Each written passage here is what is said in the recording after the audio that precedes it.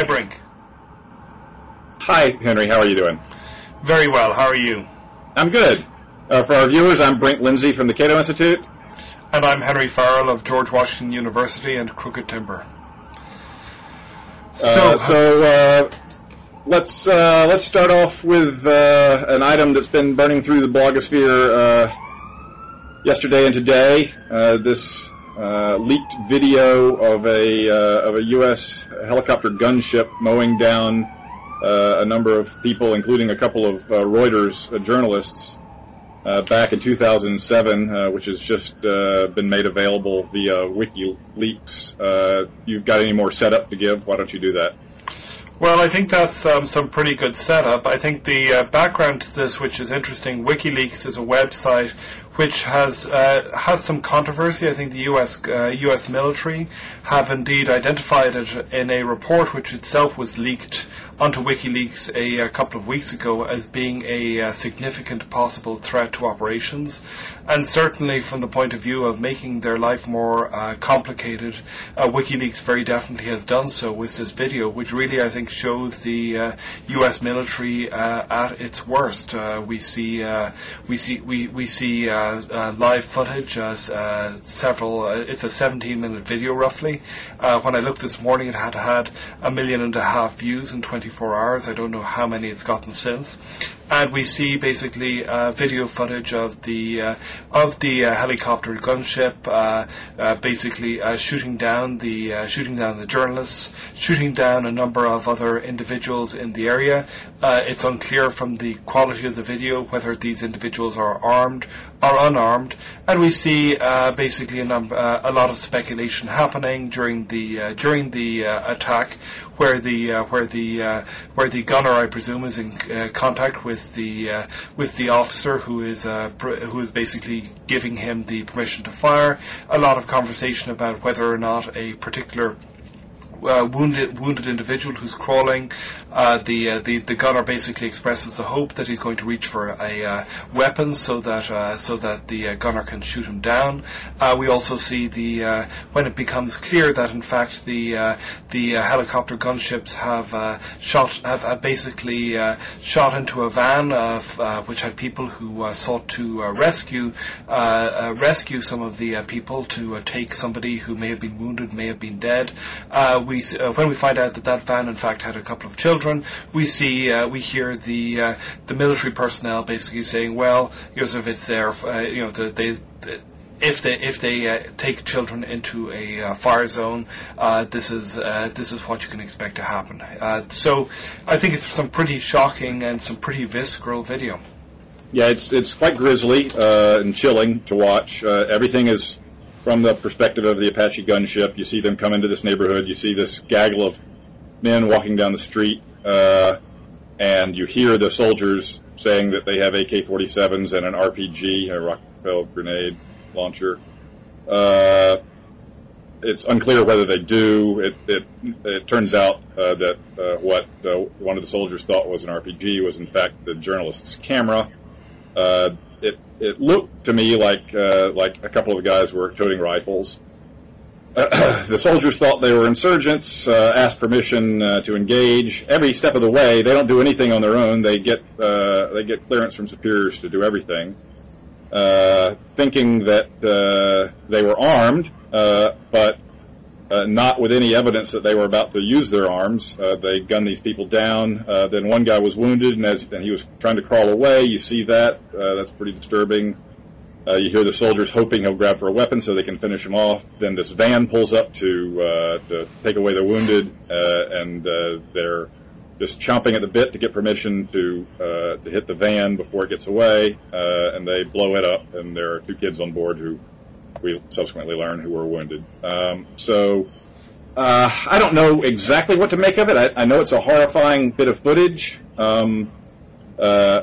I don't think this shows the U.S. military at its worst. That would be, My Lai, where you just line up clearly disarmed men, women, and children against a ditch and mow them down. As I understand it, this action took place in 2007 at the height of the surge. It's in a section of Baghdad that was a real hot zone. I read today on Andrew Sullivan's site an excerpt from David Finkel's book about the surge. David Finkel, a Washington Post reporter, I believe, where he talks specifically about this incident and about the inadvertent killing of the two Reuters employees. But this engagement occurred in the context of lots of active fighting and trading of gunfire, and these gunships were in the area because there had been a lot of fighting. They had, I think, American soldiers may very well have taken casualties a short time before all this happened, and a short distance from where this happened. So, from their perspective, they're coming in. They're in the midst of broad-based hostilities in this area. They see they've been called into the area to help their comrades. They see guys walking around with guns. They think the worst, and they pull the trigger. Where this fits in terms of being something worse than a tragic mistake, being something that was a violation of rules of engagement, or worse, I don't have any idea. There were initial questions about the whether the video itself was real, but the New York Times has reported today that a senior U.S. military spokesman has confirmed the validity of the accuracy of the video. The other bit of the story is how this video came to light. Apparently, Reuters got to see the video early on, a couple of weeks after the incident, I have read, but have been petitioning to get it released under Freedom of Information Act. That was denied. And so through some kind of whistleblower, WikiLeaks got a hold of it and has made it available. So what you have here, to me, it looks like, is just the sort of gruesome gray areas of the fact that when we put soldiers in urban warfare settings fighting against guerrillas, they're going to kill the wrong people with grim regularity. And then when that happens, you're going to have a concerted effort by the military to sweep the whole thing under the rug. And so I don't know if this is some kind of outlier or if this kind of stuff happened all the time, but it's definitely makes for sobering viewing. Okay, well, I guess let me just say that I do agree this, as far as we can see, is not a situation like My Lai. That said, of course, the history of My Lai is not one that's going to give you great confidence that this is going to be prosecuted with any vigor by U.S. investigators. Lieutenant No, I mean, it's already been investigated and they were totally cleared. Right? And Lieutenant Calley, he spent, a couple of years under house arrest with conjugal visits before effectively being being released and pardoned. And so this I think is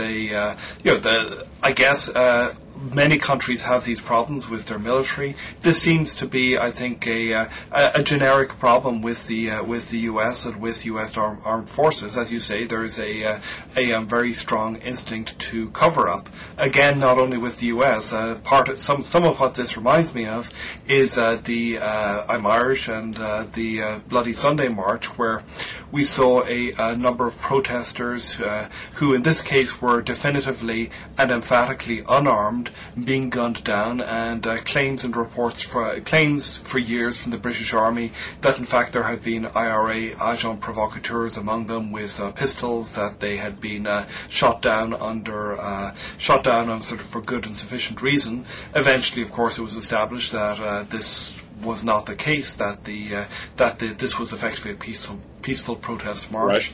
Right. And again, let me say that this is a more ambiguous situation, but I think James Fallows captured it very well. He made two major points, I think. First of all, if you look at this, if you try to imagine what it would be like if these were U.S. citizens who were being shot down in this way by foreign forces, you can imagine the kind of outrage that this would create among the U.S. population.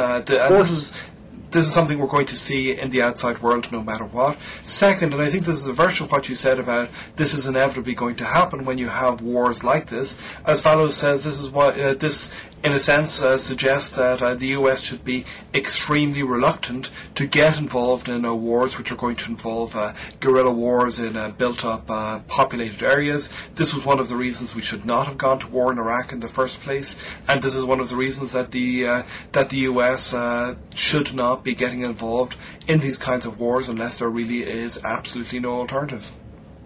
Yeah, I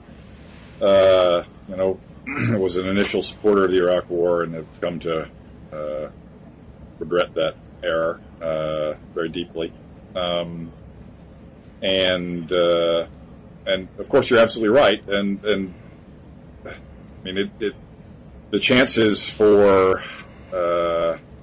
collateral damage, what a bloodless euphemism, are even greater. Of course, they were great here because you're dealing with insurgents, and they're even greater when we rely on drones to do our killing for us without any, with even less feel for what's going on. So it's just, it's absolutely, even if no one has intended for specific individuals, specific innocent individuals to be killed, it is certainly the intentional policy to conduct operations that will result predictably and inevitably in these kinds of situations. And that's a very grim business for the United States to be involved in without the most urgent kinds of justifications. And yeah, you mentioned Jim Fallow's point of how would we react if this had happened to Americans? And just think about how Iraqis or Afghans react when this kind of thing happens. I mean, I see this as sort of a gray area because I have sympathy for the U.S. soldiers and knowing that they've watched their comrades be killed and fighting was going on that day, and so I see the ambiguity that mitigates what's going on. But, no Iraqi on the ground is going to come at this event with those priors. They're just going to see people strolling down the street be gunned down, and then when somebody comes and rescues one of the wounded who's pathetically trying to crawl away with a van full of kids, that they see that blown up. What possible reaction could that elicit other than just blind rage at the country that's the source of this? So we're not making friends and influencing people by conducting these kinds of operations as we continue to do in both Iraq and Afghanistan. Yeah, well, two other reports which go together with this. One is a report about the incident where U.S. Special Forces gunned down basically two heavily pregnant women, and then in order to try and disguise what had happened, reportedly actually dug the bullets out of the corpses to try and make it look better than it in fact had. And the second was, I think, the comment from General McChrystal, where he basically, and I thought this was an extraordinary thing for a commanding officer to acknowledge. He basically acknowledged that of all of the incidents where there had been civilian casualties in this kind of, in potential threat situations in the last year in Afghanistan, not one of them had actually involved an actual threat situation. And this suggests that there's something actually wrong about the rules of engagement. Clearly, rules of engagement need to be structured in order to protect military personnel. Equally right. Clearly, if you're in a situation where the attitude seems to be better to kill 9 or 10 Iraqi or Afghanistani civilians rather than run the risk that there's going to be an attack, that could be successful. There's a trade-off there, and that trade-off is not justifiable, I don't think, especially given that the US claims that it's in these countries for the benefit of Iraqi and Afghan civilians. There's something which seems to me, as a non-expert in this, to be deeply, deeply, profoundly wrong here. Yeah, it'll be interesting to see if this particular event, which is, as you said, gotten a lot of hits for viewers, whether whether it will turn into anything that has legs journalistically. It is of note that the New York Times picked it up today, but my sense is that there isn't a whole lot of appetite for delving into this kind of stuff, and it's likely that public opinion will sweep this under the rug as effectively as the Army tried to, or more effectively than the Army did. Well, on that front, I think that the other interesting thing is the dog that did not bark. Last time I looked at the Washington Post's front page, which was about 40 minutes ago, online, there was absolutely nothing about this, and that, to me, is... that's very, very strange, but I think it's going to be extremely hard for the U.S. to brush this under the rug in the way that I'm sure the U.S. military would like to do. As Farrell says, this is it's like Abu Ghraib. When you know that this stuff is happening, it has a certain consequence. When you're able to see what's happening, when you're able to hear the guys laughing as they gun people down, this is something which has a visceral impression. And I wouldn't say blind rage. I'd say that this creates a sort of deep despair and anger, and this is going to have, I would suspect, profound consequences for the U.S.'s ability to make its case in in Iraq, in Afghanistan, in the Arab world, in many, many places where the U.S. is trying to suggest that, in fact, it's on the side of the forces of good. I think that regardless or not of whether the U.S. military would like this to be on the agenda, it is going to be on the agenda, and they're going to have to figure out a way to deal with it.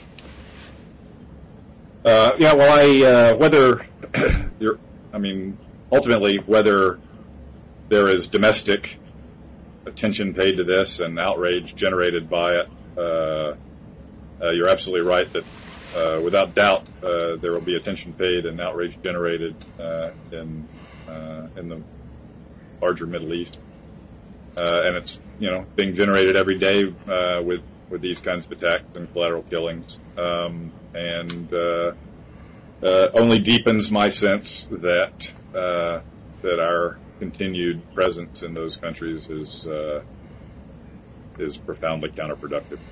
Well, let me push you a little bit on that, because this is something that I know you're a libertarian, and this is something that I know royal to the libertarian community, and Cato back during the years when the Iraq War was a live debate.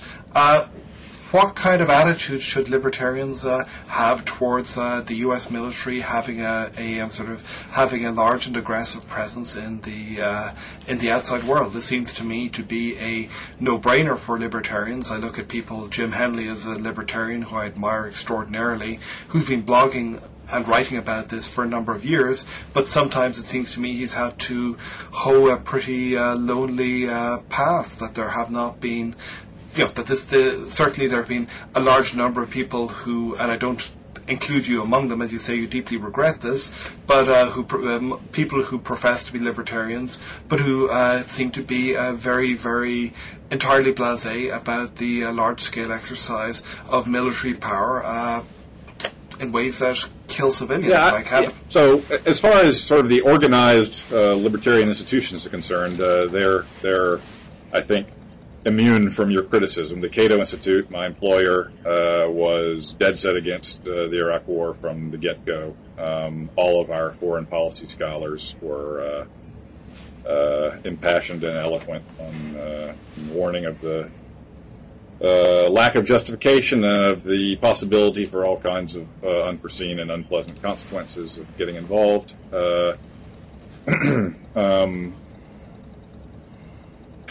So, that said, it is true that within the ranks of people who think of themselves as libertarians, there was absolutely a split post 9/11, and it all came down to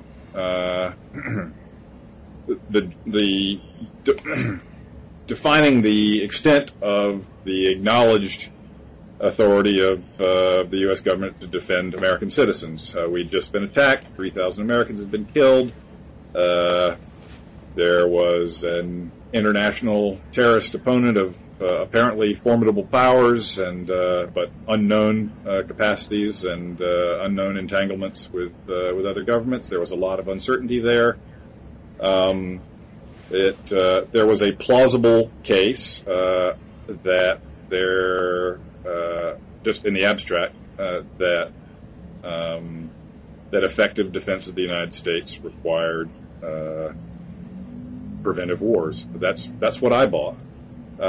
In retrospect, I think that I grossly overestimated the size, sophistication, cohesiveness, capacities of terrorist adversary. I also bought the idea that there was sort of coordination and connections between terrorist organizations and so-called rogue states like Iraq. Also, of course, it wasn't like we were just at peace with Iraq. We were at semi-war with them to begin with. We had sanctions against them. We had a lot of the country tied down in a no-fly zone. It was they were under UN mandates to divulge the state of their WMD programs, and they refused to abide by them. So it was a messy situation, and I was on the wrong side of it. I think generally libertarians looked very good there, at least particularly libertarians who were speaking with knowledge and experience about foreign policy questions, because the libertarian view is very much one that we don't have any business policing the rest of the world. Our job is to defend the United States, and that wars abroad should be undertaken only when urgently necessary and when there is a real and grave threat to American security.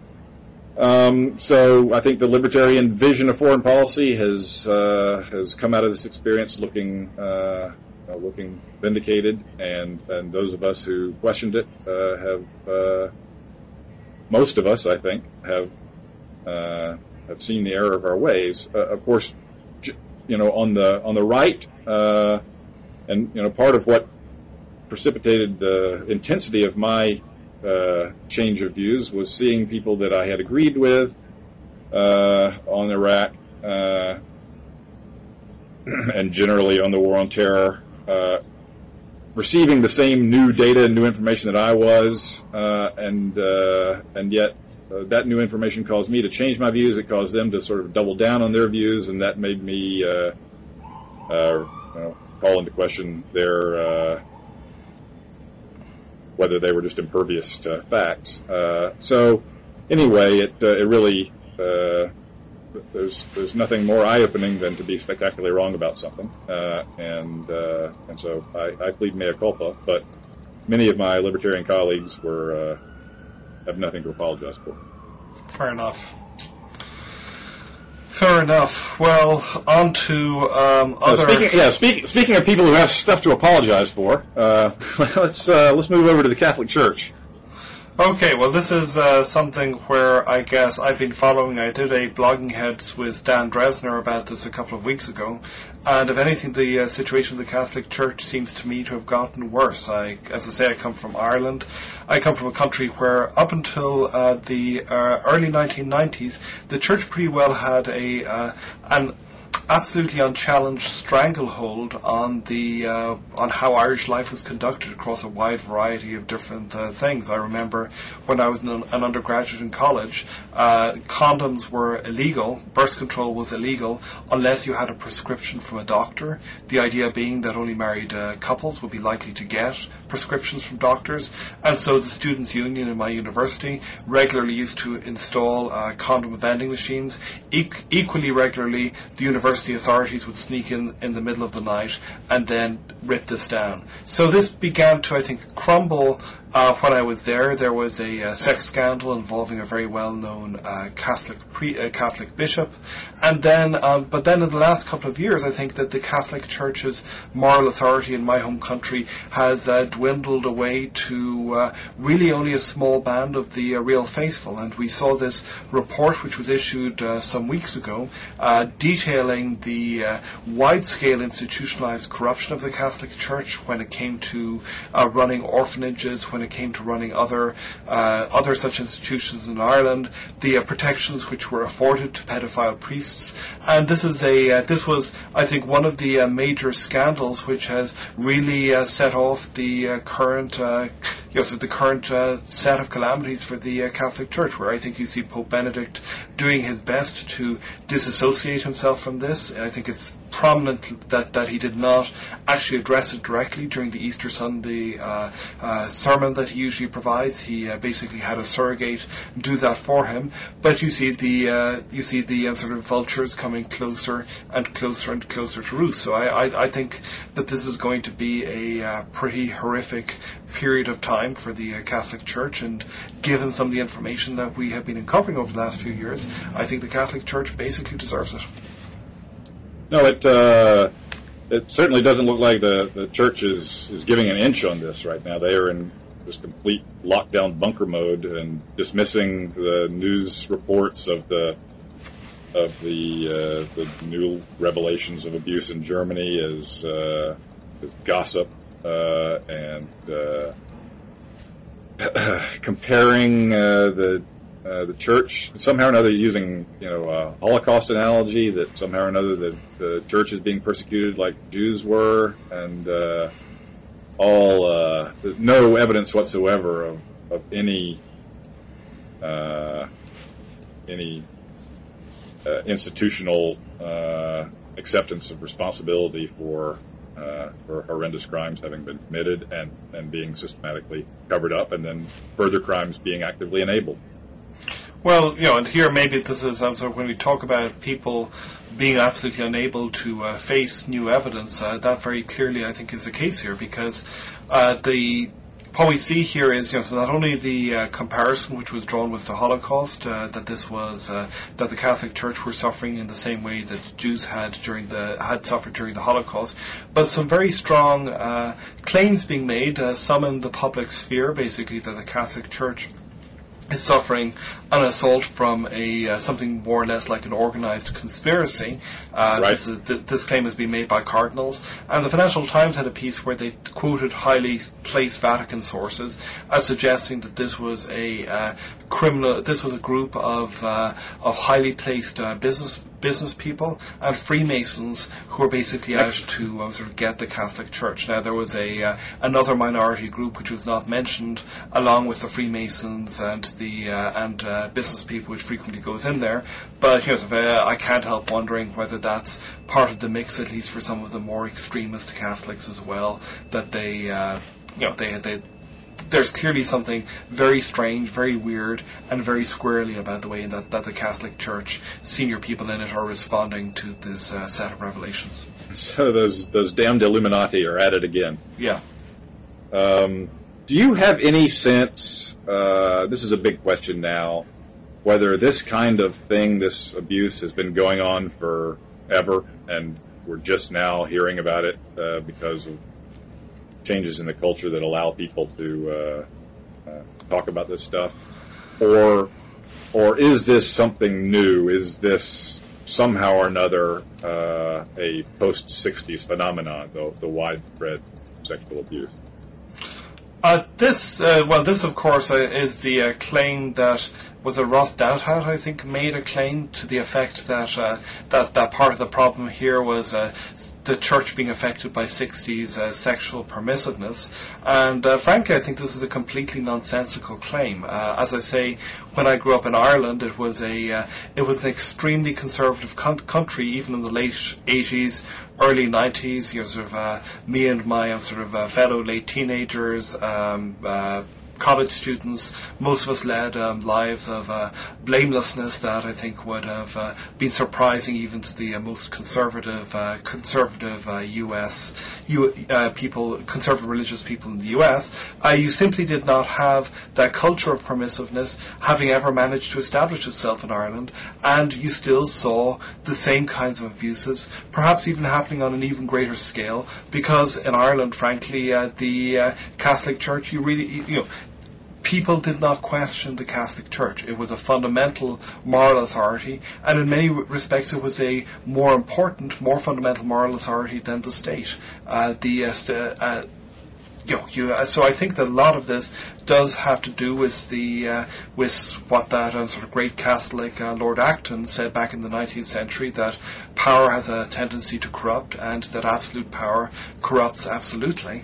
And when you see the Church basically having an absolutely unchallenged role of moral authority, when you see the fact that that many priests, whether because for whatever reason, turn out to be sexual predators of one sort or another, you see the churches on the one hand having an incentive to try and keep the moral authority by brushing the stuff under the carpet, and on the other hand having the ability to get away with it because nobody questions it. And so you see, I think, these cultures of institutionalized corruption spreading and coming to be.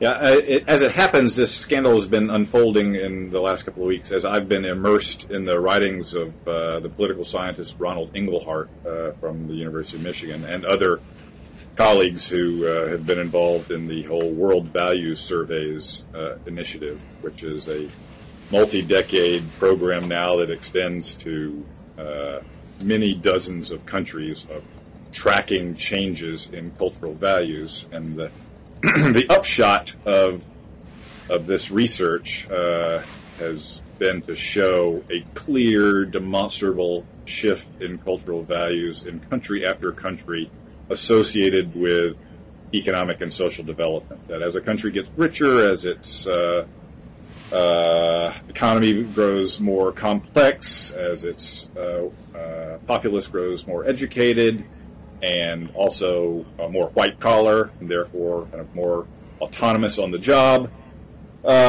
You have this clear shift in cultural values away from what Inglehart calls survival values, that is, a focus on just physical and material security, towards what he calls self-expression values, that is, the pursuit of personal fulfillment, meaning, self-realization, etc.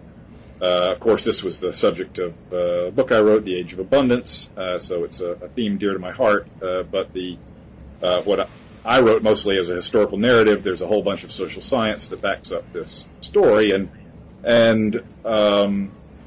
in particular, as this cultural shift unfolds, one clear and virtually inevitable byproduct of it is a much more critical and questioning stance towards authority. As the culture grows more individualistic, as it becomes more diverse and heterogeneous, and more people are pursuing a greater variety of visions of happiness and fulfillment, the standing of any established, top-down, one-size-fits-all source of authority becomes increasingly precarious, and it happens in all kinds of different ways. And there's just no institution more authoritarian, at least in the spiritual realm, in the cultural realm, than the Catholic Church. It claims infallibility for its top dog, and you just see that kind of institution is so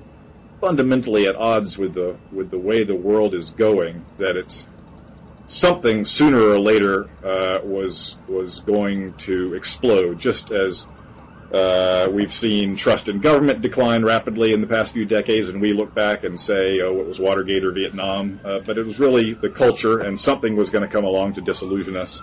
Likewise, something was going to come along to disillusion people about the Catholic Church. This is a pretty, gripping and horrendous something that has come along. But it seems to me that there's virtually no chance for the Catholic Church to hold its ground in the advanced industrial countries. I know I've seen stats of slumping membership and slumping church attendance in traditionally Catholic countries. It's quite astonishing how rapid the fall off has been. I can't see anything that will arrest it. Certainly, the Catholic Church is playing its cards in a way to maximize this dynamic of chasing people away. So I think we've got a specific story here, but it's one piece of a larger kind of deep structural dynamic that's going on, and the church's future in advanced countries just doesn't look bright. Well, part of that may also be something that some people in the Catholic Church may actually not be that upset about. What I mean to say here is that this is a struggle that has been taking place between the Catholic Church and modernity, but also within the Catholic Church between traditionalists and modernizers.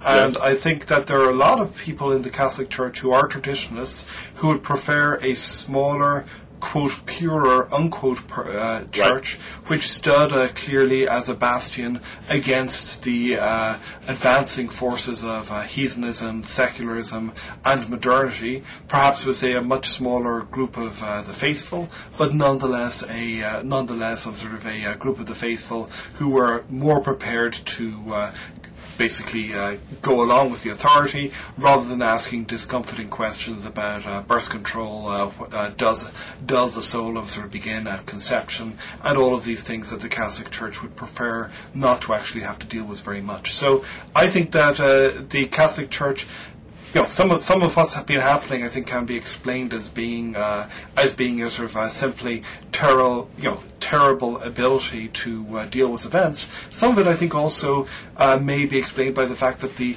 audience that the Catholic Church may be trying to look to here is not necessarily the audience of world opinion. It's the audience of the faithful who it thinks it can hold on to, and perhaps we are a small and faithful band against the world, against these people, against these groups who are trying to do the Catholic Church down. This kind of imagery may be what at least some people in the Catholic Church think is the best way that they can actually deal with some sort of the kind of Engelhart post-materialism world that they think that they face. Yeah, I'm sure, of course there's a constituency for for the reactionary point of view, and there will be a faithful rump to the bitter end, I guess, at least for a long time. But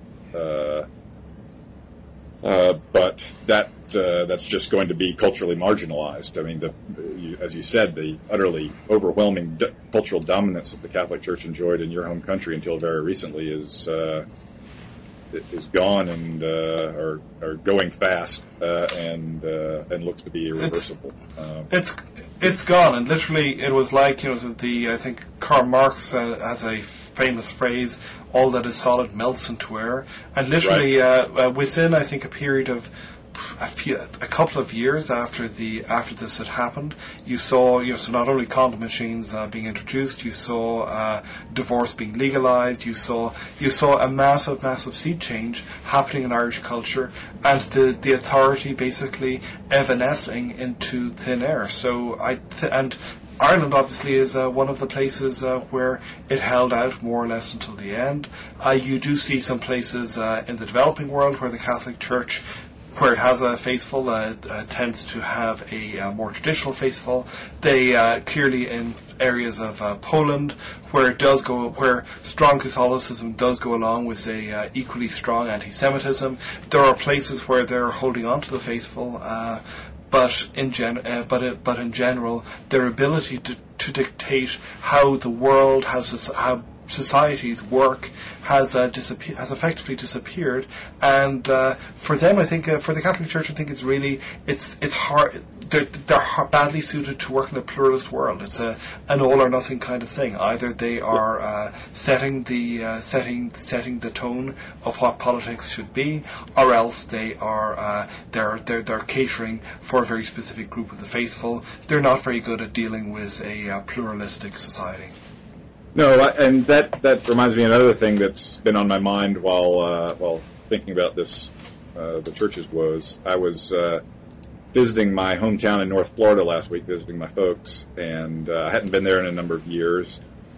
And I was just absolutely amazed, not only the contrast here in D.C., where I've lived now for 20-something years, but also the contrast to the North Florida of my youth. Amazed at the mad proliferation of evangelical sects, denominations, whatever they are, sort of churches with or denominations with one or two churches, and they were everywhere. And when I was growing up, Tallahassee, my hometown, was definitely part of the Bible Belt, but it was established denominations, Southern Baptist being the overwhelming front runner. But now these kind of utterly spontaneously created evangelical churches, many of which have their homes in storefronts and strip malls, are just everywhere. And that was not the case in the 60s and 70s when I was growing up. And so here's a way that an authoritarian belief structure, that is, belief in biblical inerrancy and old-time religion and 6,000-year-old earth and prophecy and faith healing and all kinds of stuff that go along with evangelical and Pentecostal religiosity, have adapted to the modern world with a completely kind of chaotic and market-oriented structure. That is, there's no top-downism at all. It's people get together, decide they want to start a church, rent out a storefront in a strip mall, and hire a preacher, and they're off. And when people get tired of that group, they'll go somewhere else. And so you've seen the whole evolution of evangelicalism away from how it had been when I was a kid, which was very ascetic and all these things you shouldn't do and all these temptations you should avoid, to now one that's really kind of self-help with Jesus. It's that if you're a Christian, you can be happy, you can be prosperous, you can pay off your debts, you can buy that dream home, you can get the job you've always wanted, you can be a success, you can make your dreams come true. It's all about the great things that are going to happen to you if you join this team. And also the worship experience itself has moved away from organs and old hymns to guitars and dancing and singing, and in a much more kind of unbuttoned way. And so there has been this kind of partial adaptation to the cultural shift while maintaining the kind of old-style belief structure. That has worked in the United States, at least. It's kind of an oddball country. But when you've got the authoritarian belief structure mixed with an authoritarian institution that can't change with the times, can't admit fault, that just seems like a recipe for a blow-up, and that's what we're seeing right now. Well, talking about people or institutions who prefer maybe wandering in the 40 years wandering in the desert to anything else, David Frum, he's somebody who Good segue. 1994 book Dead Right, and very clearly, so he was somebody who actually sort of preferred almost almost being out in the desert to the temptations of power. And now, whether he likes it or he doesn't like it, I guess he seems to have been informed by by his erstwhile employer, the American Enterprise Institute, that they did not have a paying job for him anymore, and to have gone out and to have started his wandering in search of the new promised land. Again, this is something which Dan and I talked about a couple of weeks ago, but I'd be interested, as somebody who works for a think tank yourself, if you can talk about this and maybe talk about some of the pressures that working in a think tank, as opposed to having a privileged spot like myself in academia, actually involves. Well, let's first a couple of caveats. David is a friend of mine. We were law school classmates and have had a long-running, friendly, conservative versus libertarian argument running for a quarter century or more. And he is a conservative, and he has always been a faithful Republican. And he was, in the Bush administration as a speechwriter. Came out and wrote a favorable book about President Bush. As well as, in my opinion, one of the most downright crazy books, that End to Evil book, that I've ever had the misfortune of reading. But a book that I have, I don't agree with at all, and that has, I think, just an over-the-top title. But David, generally, even when I've disagreed with him and disagreed with him deeply, he's a very smart guy and a very thoughtful guy. And that, I'm afraid, those traits have led him to feel ever more distant from the main currents of the Republican Party and the conservative movement. It started with Harriet Miers. He came out very early saying she was manifestly unqualified to be on the court. That got him a good bit of hate mail, but in the end, his side won, and so he was back in good graces. But then, with Palin, David was quite outspoken in saying that the Empress had no clothes, and pretty much ever since then, he's been increasingly a man without a country. He was a columnist for National Review Online, or a blogger there, and that relationship ended, and I think it ended because they didn't want him around anymore. And now his position at AEI has been terminated. So he's been kind of slipping away from the good graces of the conservative movement in Republican circles for a while now. But he's clearly all on his own at the present time. So what perspective can I bring to bear on this from the think tank world?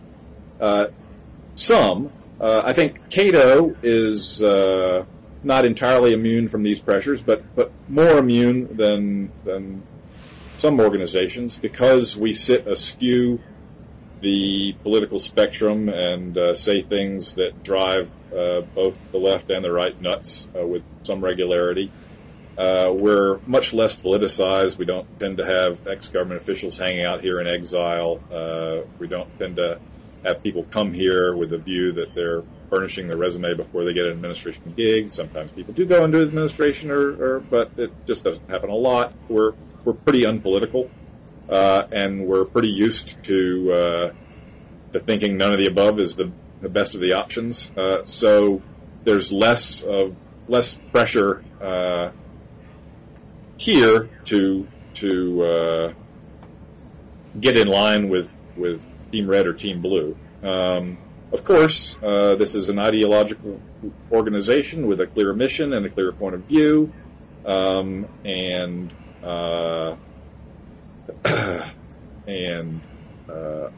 there are no arguments more bitter than those between people who agree about 90% of everything, and so we have ferocious arguments about small matters here, and so there's that kind of pressure, but I think it's very different from being a conservative think tank and the pressures they feel. And what I think is probably the biggest difference is, and what is, I think, a critical change in the conservative movement and the Republican Party, is how the conservative media counter-establishment, Fox News, talk radio, blogosphere, has become, was the tail of the conservative dog, but it's the dog now, and the think tanks and so forth have become the tail. To switch metaphors, it's a kind of Frankenstein's monster story, where once upon a time Republicans thought that Fox News worked for them. Now they are discovering that they work for Fox News. You've got this big media counter-establishment that really tells rank-and-file conservatives what it means to be a conservative. It is, I think, a very dumbed-down, very populist, very unappealing version of right-wingery that's emanating from this counter-establishment these days. But it tells the donors what it means to be a conservative. And so I think elite institutions like AEI are finding themselves harder and harder to take any kind of position that runs counter to what Rush and Sean and Glenn are saying, because this counter-establishment has such a firm grip on the minds and sentiments of AEI's donor base.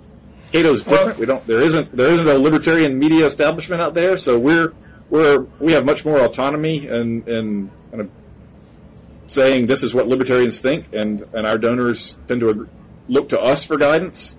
So I think that's one thing that is a big change on the right that has happened, is that the elite has lost its agenda-setting power and now is a kind of handmaiden for the right-wing populist id, and people that don't want to play along, like David, find themselves on the outs. Well, let me put, a couple of things. First of all, as you say, Cato is not on Team Red or Team Blue in the same way that, say, the AEI is, or the Center for American Progress is on the other side. But presumably, there are going to be some pressures, maybe informal pressures from donors. So the worry that if you've got a big donor who's extremely unhappy with what some person X says, at a certain point that maybe he or she is not going to renew the commitment when the time comes. How does Cato, I'm not going to put you on the spot on this. Yeah. What kinds of ways do you think that think tanks in general need to deal with this? How do you deal with donor pressure while maintaining a certain amount of intellectual autonomy? So as I say, as an academic, to some extent, I'm relatively privileged and lucky in that my job, once I've got tenure, does not depend on this. Clearly, a lot of academics go out into the marketplace of ideas and become bluntly paid hacks for one cause or another, but they don't have to. So their jobs are not dependent upon it. And it sounds as if in the think tank world there are those pressures. And Frum, I guess, my understanding is that he's from a rich Canadian family, so he's perhaps better able to resist those pressures than some of his other less fortunate colleagues might be. How do you deal with this problem in general of maintaining some intellectual autonomy while at the same time having the funds to put the general message that you want to put? Let me. I want to answer that. I just want to have an aside here, because another caveat about this whole story is I'm not sure that any of us knows exactly what happened. It appears to me, just by the timing of this, David issued a blog post or a column about how Republican all or nothing strategy on the healthcare bill turned out to be a disastrous miscalculation. And a couple of days after that, he was summoned to meet with AEI's president, and they are told that he no longer had a paying job. There are official pronouncements from AEI that David's termination had nothing to do with that. But anyway, I don't know. There have been suggestions that David was let go because he was not a productive employee. Hold on a second. Let me just undo this phone that's yammering. There we go. Which I personally found crazy. So when I looked at let me just say, from the think tank perspective, that's just a bunch of hooey. It may be that David didn't come into the AEI office very much. A lot of AEI scholars don't. It may be that he didn't write very much for the AEI blog. I don't know. But I know that think tanks don't care so much about any of that stuff. One of the things they care most about in terms of measured productivity is media profile and the use of the name of their think tank in print. And so having their people identified as the X institution in the media that's kind of the gold standard of productivity, and David is, he's just everywhere. He's on TV all the time. He's in print all the time. His productivity from AI's perspective in terms of just getting AI's name out there was, right up there in the top ranks of AEI employees. Problem was the message he was associating with AEI was one that was increasingly out of step with the center of gravity over there. So I just wanted to pick up that point before it got lost. As far as donor pressure here, I have to say that I'm not saying it doesn't happen. Of course, donors, they feel like they have the right to call up and complain when somebody says something they don't like, and of course they do, and they have the authority to, they have the right to take their money elsewhere. But just to take the biggest example, as we talked earlier, the Iraq War split the Libertarian movement, and in particular, it split Cato's donor base, and there were a lot of Cato donors who were furious that we were opposed to the war. And a lot of them, took their money elsewhere. We lost a lot of money because of taking that stand, and I know that that the impact of what it would do to contributions just did not play a role in deciding where Cato was going to come down on that issue. So I would say here the pressures are more just internalized, that people are ideological, and so they see themselves as part of a movement, and so they're going to pay more attention to the shortcomings of ideological opponents than to the shortcomings of ideological friends. If somebody in their ideological rank says something stupid, they're likely to just pass over it without comment. So there is, groupthink that goes on in any group, and Cato's not immune to that. But I think the particular issue of kind of donors pulling the strings has not been a significant problem here. As far as conservative think tanks are concerned these days, I think it's a gigantic problem because they're little outfits compared to the mammoth audiences that Fox and talk radio have, and so their ability to separate from that stuff and do to some of the crazies on the right what Buckley did to the Birchers back a generation or two ago, I think it would be hard to pull off. They just they're not in charge. Well, to put it another way, what does this mean for libertarians? Because in some ways, libertarians clearly they're in the best of the best world. Presuming that they're never going to have that you guys are never going to have a mass movement to call your own, right, which I don't think you are. Presumably, you're in the best place where you basically have two strong but intellectually engaged poles, each of which you can seek to try and influence, and you can sort of try and leverage, and you can try to to push ideas that are going to influence the left in leftward direction, push ideas that are going to influence the right in a rightward direction. Given that the right and the intellectual right in this country seems to be increasingly dominated by the crazy, what place did that leave for you guys? Yeah, so anyway, that's been my shtick in recent years. I think, of course, you're right that libertarians philosophically are kind of neither on the left nor the right.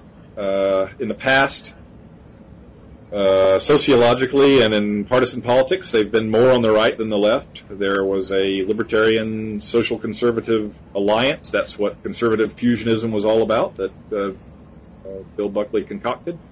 And that really came to define what it meant to be on the right in post-war America.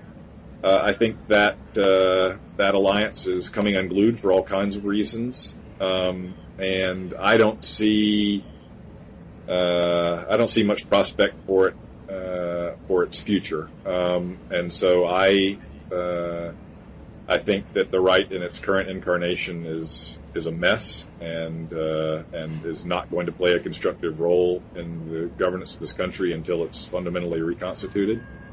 And so, to my mind, the only game in town is, for present purposes, is to try to engage folks on the center left. And that's what I've been trying to do. It's not been a very favorable time for doing so, because the left has been winning victories without libertarian help at the polls, and it's got accumulated decades of agenda items it's wanting to accomplish that don't bear much libertarian influence. So I think this is a longer-term project to inject into liberalism and some of the best of libertarian thinking. And of course, I've got nothing against the right either. I think we're going to have a left and a right always, and I see the libertarian position as one that should be bouncing back and forth and seeking recruits from both sides. It's just that the right now is in such a disreputable state intellectually that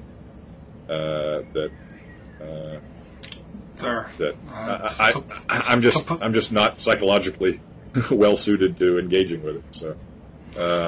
And then, people on the right, I'm not saying the whole right has gone crazy. It's just the crazy people have taken charge of the right. So there's all kinds of smart, decent, thoughtful people who are on the right, but they're not in charge right now. And their great dilemma is whether to try to work within the movement, work within the party, work within existing institutions to try to bring everything back to planet Earth, or whether to break off on their own and just proclaim that they are dissenters from what currently is the established right and wait for it to collapse. And David tried to play the inside game, but now perforce he's going to play the outside. Well, it'll be an interesting number of years to also, can I just recommend, in closing, David Weigel has a new blog looking at the American right, which started at the Washington Post, I think, yesterday or today, which is a... Yes, so in sorting out what's going on the right, that's a great place to go. Dave's a great guy and has been doing excellent reporting on the goings-on the right with the Washington Independent. Now he's moved over to the Post, and good for him. Okay, so I think we've done our hour. We've gone through scandals of the day, and three institutions come to a happy libertarian conclusion. And so we should wrap it up here. But it's great talking to you. And, thank you very much, Brink. I look forward to doing it again. Okay, thank you very, very much, Brink, and look forward to doing it too. Okay, all right, bye, Henry.